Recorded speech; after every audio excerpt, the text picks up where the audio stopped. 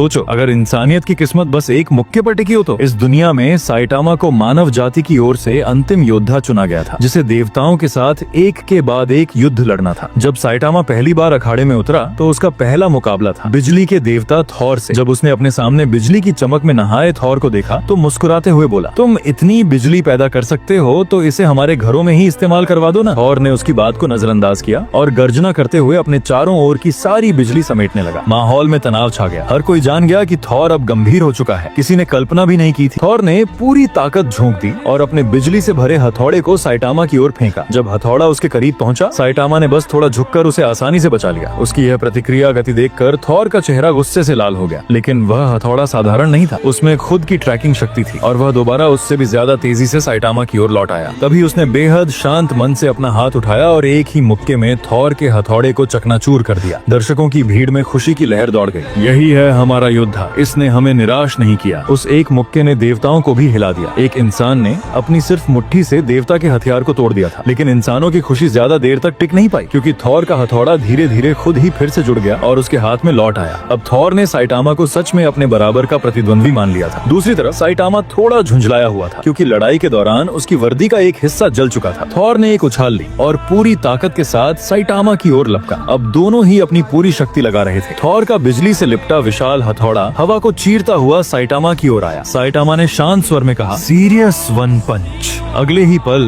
पूरा अखाड़ा कांप उठा। जमीन, हवा, सब कुछ जैसे ठहर गया। फिर एक भयंकर विस्फोट हुआ जिसने पूरे अखाड़े को रोशनी से भर दिया। थॉर का शरीर धीरे धीरे फीका पड़ने लगा। उसने आखिरी सांस लेते हुए कहा, मुझे यकीन नहीं था कि मैं किसी इंसान से हार जाऊंगा। और फिर वह हवा में विलीन हो गया। देवता कुछ पल के लिए मौन रहे, फिर गर्जना करते हुए बोले, 1000 साल बाद आखिर इंसानों में भी एक सच्चा प्रतिद्वंद्वी मिला है।